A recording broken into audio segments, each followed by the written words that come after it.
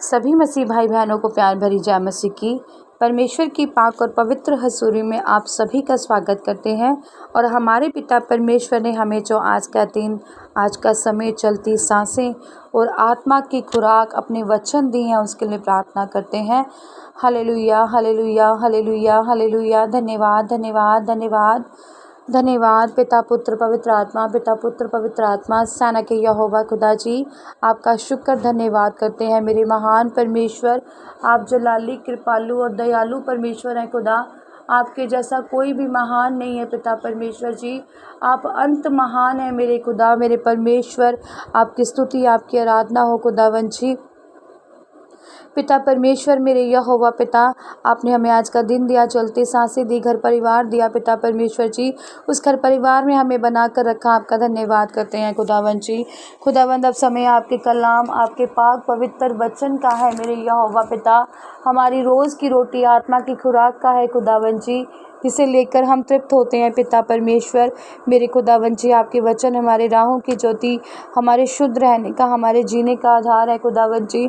आपके वचन पिता परमेश्वर जी सत्य, मार्ग और जीवन है मेरे खुदावंद जी। सचमुच खुदावंद जी, आपके कलाम में लिखा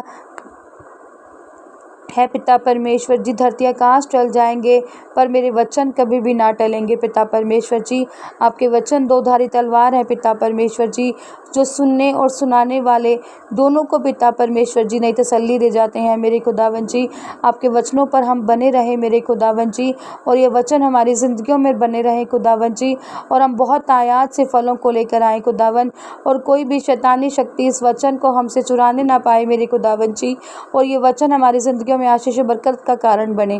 प्रार्थना यीशु नासरी के जीवते नाम में मांगते हैं, आमीन, आमीन और आमेन। हालेलुया। आज मैं आपके लिए लेकर आई हूँ मरकुस 16 की 19 से 20 नंबर आयत तक, जिसका टॉपिक है प्रभु यीशु मसीह का स्वर्गारोहण। सीधे शब्दों में कहे तो उनका स्वर्ग में जाना। प्रभु यीशु मसीह का स्वर्ग में जाना मतलब स्वर्ग में उठाए जाना, या स्वर्ग में वास करना, या स्वर्ग में रहना, जैसे कि भविष्यवाणी हुई थी कि प्रभु यीशु मसीह मनुष्य के रूप में आएंगे और दुनिया में दुख उठाएंगे, मारे जाएंगे, दफनाए जाएंगे, और 3 दिन के बाद मुर्दों में से जी भी उठेंगे। और ये वचन पूरा हुआ और परमेश्वर स्वर्ग में उठाए गए। लिखा है, पढ़ते हैं, प्रभु यीशु उनसे बातें करने के बाद स्वर्ग पर उठा लिया गया और परमेश्वर की दाहिनी ओर बैठ गया, और उन्होंने निकलकर हर जगह प्रचार किया, और प्रभु उनके साथ काम करता रहा और उन चिन्हों के द्वारा जो साथ साथ होते थे वचन को दृढ़ करता रहा। आमीन। सचमुच आप सभी जानते हैं कि प्रभु यीशु मसीह स्वर्ग में उठा लिए गए। प्रभु यीशु मसीह दाहिने और बैठे परमेश्वर के, और सीधे सीधे परमेश्वर के वो स्वर्ग में वास उनका हुआ। और परमेश्वर आज भी जीवित परमेश्वर है, जैसा कि हम जानते हैं कि परमेश्वर जीवित परमेश्वर है और स्वर्ग में दाहिनी ओर विराजमान है प्रभु के।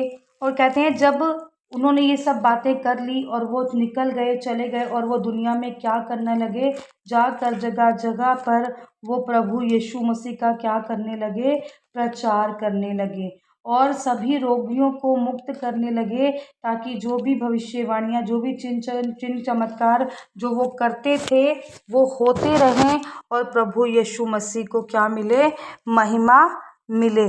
और ऐसा होता भी था, ऐसा हो भी रहा था। यह कहकर उनके देखते देखते ही वो ऊपर चले गए, उठा लिए गए। बादलों में उनकी आंखें कहीं नजर नहीं आ रहे थे, और जाते समय जब वो ऊपर से अद्भुत चिन्ह चमत्कार परमेश्वर कर रहे थे, और जो भी उनका जगह जगह पर प्रचार उनके जो चेले थे वो कर रहे थे, उन चिन्हों के द्वारा जो साथ साथ होते थे, कि जो चमत्कार होते थे, उससे क्या था कि जो वचन था वो दृढ़ करता रहा, जो वचन थे वो मजबूत होते गए। जो भी बाइबल के वचन हैं वो इसीलिए कि वो सत्य वचन हैं और वो पूरे हुए हैं, वो प्रभु यीशु मसीह के जो वचन हैं, जो प्रभु यीशु मसीह हमें देकर गए हैं, और जिन्होंने कहा है कि वो प्रभु जो यीशु मसीह जो आज भी क्या है, तुम्हारे साथ है, तुम्हारे बीच में है, और वो तुम्हें स्वर्ग से ऊपर देखते हैं, और वो इसी रीति से पृथ्वी पर दोबारा वापस आएंगे जब दुनिया को उठा ले जाने का समय होगा। हालेलुया। ऐसे महान परमेश्वर थे हमारे, जो हमारे बीच में रहे, हमारे दुखों को जिन्होंने उठाया, हमारे चिन्ह चमत्कार हमें दिखाए, प्रार्थनाएं की, हमें अपने वचन दिए, हमारे दुखों को उठा लिया, हमारे बोझ को उठा लिया। पिता परमेश्वर ने हमारे पापों को अपने ऊपर लिया, और जाते जाते भी परमेश्वर हमारे पापों को क्षमा करते हुए यही कहकर गए कि हे खुदा, हे परमेश्वर, इन्हें माफ़ कर, क्योंकि ये नहीं जानते कि ये क्या कर रहे हैं। हालेलुया। ऐसे महान खुदा की हम संतान हैं, ऐसे महान खुदा के हम बच्चे हैं, ऐसे महान खुदा के हम चेले और शिष्य हैं, जो परमेश्वर की अनुमति में रहते हैं, परमेश्वर के साथ समय बिताते हैं, और परमेश्वर से अद्भुत चमत्कार देखते और उनको सीखते हैं। महान परमेश्वर हमारा, जो हमें गवाहियाँ देता है, हमारी गवाहियाँ बनाता है, हमारे दुखों को हमसे 100 मील दूर करके परमेश्वर ने हमें अपने नज़दीक रखा है, अपने पास रखा है। खुदावंद ने हमारे दुखों को दूर करके हमें, हमारी गलतियों को, हमारे गुनाहों को क्षमा करके पिता परमेश्वर ने हमें अपनी भेड़ें बनाया है, और खुदावंद हमारे साथ साथ है।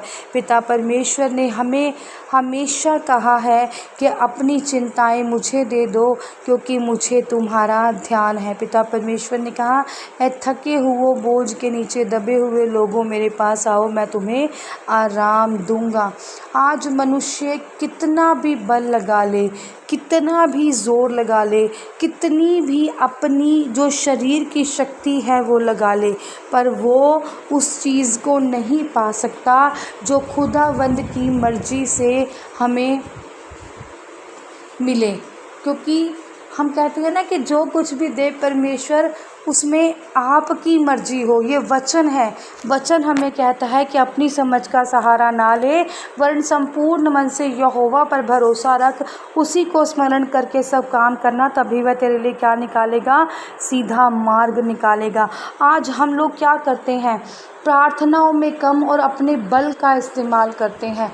जब हम मानो कि जब कोई मनुष्य है, या अपना पति ही अगर कहें कि वो नशे में है, या अपने बच्चे ही हमारे नशे में हैं, या आज्ञाकारी में नहीं है, या माँ बाप की बातों को नहीं सुनते मानते हैं, तो हम क्या करते हैं, अपना शारीरिक बल लगाते हैं, उन्हें डांटते हैं, और पति से कहते हैं नशा छोड़ दे, लड़ते हैं, खिंचते हैं, उस पर दोष लगाते हैं, उसको कहते हैं, लड़ाई करते हैं जब वो घर आता है। पर हमने क्या बुड़बुड़ाते हैं, मन में शिकायतें करते हैं, वो हम क्या लगा रहे हैं, शरीर का ही जोर लगा रहे हैं कि वो हट जाएं, फिज़िकली स्ट्रेंथ लगा रहे हैं कि वो हट जाए और हमारी बात को माने। पर ऐसा नहीं होता, क्योंकि परमेश्वर का वचन कहता है, ना बल से ना शक्ति से, पर जो कुछ भी होगा वो परमेश्वर की पवित्र आत्मा से होगा। क्योंकि परमेश्वर के जो इंसान अपने बल से नहीं कर सकता, अपनी शक्ति से नहीं कर सकता, वो परमेश्वर की पवित्र आत्मा के ज़रिए होता है। और ये वचन आज हमें यही सिखाता है कि परमेश्वर पवित्र पवित्र परमेश्वर थे, जो स्वर्ग में उठाए गए। और आज मैं यही आपसे विनती करती हूँ, मरकुस को समाप्त करते हुए, हम आज यही प्रण परमेश्वर से करें खुदावन जी, कि हम अपनी शक्ति और अपने फिज़िकल बल का उपयोग ना करके, बल्कि प्रार्थना वाले बल का उपयोग करें, वचनों का उपयोग करें और उसमें बने रहें, ताकि परमेश्वर हमारी आत्मा की आवाज़ सुने और खुदा की मर्ज़ी को अपने अपने घर परिवार पर अपने बच्चों पर मांगे, क्योंकि जो खुदा कहते हैं ना, जो धन यहोवा देता है उसमें वो दुख नहीं मिलाता। सचमुच जो आशीषें बरकतें प्रभु यीशु मसीह की ओर से होती हैं वो कभी भी दुख नहीं लेकर आती, वो कभी भी आपका व्यर्थ पैसा लगने नहीं देती, वो कभी भी आपकी बीमारियों पर आपके पैसे खर्च होने नहीं देती। ऐसे ही एक गवाही भी मेरे पास है, मैं शेयर करती हूँ। एक गरीब लेडीज़ थी, कहें बिल्कुल अभी की बात है, कुछ टाइम पहले की। अब मान लो कि रिश्तेदारी में ही थी, गरीब। उसके तीन, कहने को 3 बेटे और 4 बेटियां थी। 3 बेटे थे, 4 बेटियां थी। और कहीं तो पूछता एक भी नहीं था कि बेटियां भी बस, या कह लो चलो बेटियां तो अपने ससुराल वालों के हाथों मजबूर होंगी, तो जस्ट फ़ोन कर लिया, ठीक है, पूछ लिया, पर अपने माँ को अपने साथ नहीं रख पाई, या कह लो कि उनकी केयर नहीं कर पाई कि वो मजबूर थी। वैसे तो चलो इतनी मजबूरी भी नहीं होती कि हम अपनी अकेली माँ का साथ ना दे पाएँ या उन्हें संभाल ना पाएँ। चलो उनकी तो बात छोड़ो, फिर उनके 3 बेटे भी थे, है ना। 3 बेटे थे, पर वो तीनों ही बेटे अपनी माँ की केयर नहीं करते थे। अपनी माँ को कहें तो एक वक्त की रोटी भी नहीं खिलाते थे। वो माँ कभी कहीं रहकर गुजारा करती थी, इट मीन्स अपने रिश्तेदारों में ही, और थोड़ी सी पेंशन उन्हें आती थी जिससे वो फ़ोन भी रिचार्ज कराती थी, थोड़ी बहुत अपनी दवाई दारू भी करती होगी। कहने का मतलब ये है कि जिसका कोई भी नहीं होता उसका परमेश्वर होता है। कि जब उन्होंने अपने प्राण छोड़े तो उन्होंने एक भी पैसा नहीं किसी का लगवाया, क्योंकि उनके बेटे तो शायद लगाते ही नहीं तो जो बुज़ुर्ग इंसान होते हैं, शुगर हो जाती है, किसी के फेफड़े ख़राब हो जाते हैं, किसी को टाइफाइड के रोग हो जाते हैं, कई हॉस्पिटल्स में जाते हैं, कई वेंटिलेटर्स पर भी रहते हैं, कितना कितना पैसा लग जाता है, कितने कितने पैसे वेस्ट होते हैं। पर यहाँ पर ये वचन सत्य होता है कि जिसका कोई भी नहीं उसका यीशु मसीह होता है। तो वो जो लेडीज़ थी, जिसके भी घर में वो रही, जहाँ पर उनकी डेथ हुई, उनका 1 रुपया भी उसने नहीं लगवाया।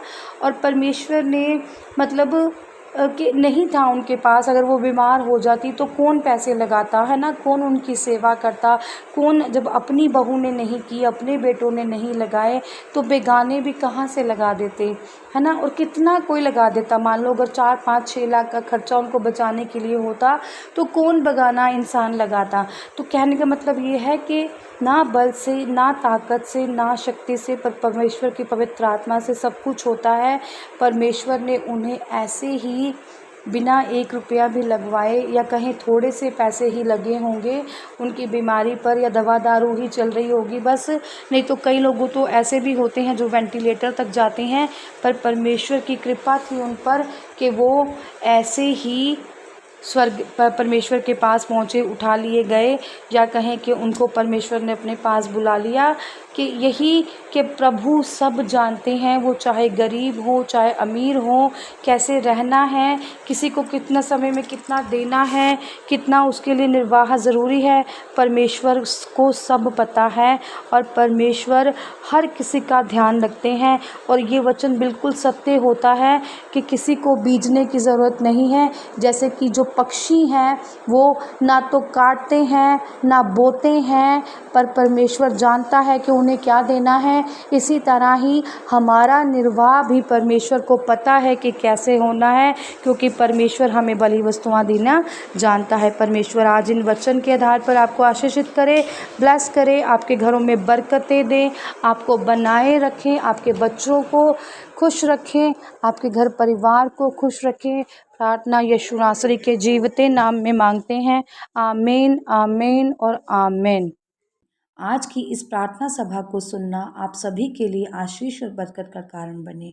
अगर आप भी सिस्टर मनप्रीत के साथ अपने परिवार की समस्याओं से संबंधित किसी भी प्रकार की बात करना या प्रार्थना करवाना चाहते हो, तो इस नंबर 6280896731 पर कॉल करके या व्हाट्सएप पर मैसेज करके अपनी प्रेयर रिक्वेस्ट को लिखवा सकते हैं। प्रेयर लाइन पर कॉल करने का समय सुबह 8 बजे से शाम 8 बजे तक का है। कृपया करके सुबह 8 बजे से पहले और शाम 8 बजे के बाद कॉल ना करें। धन्यवाद। सभी को प्यार भरी जय मसीह की।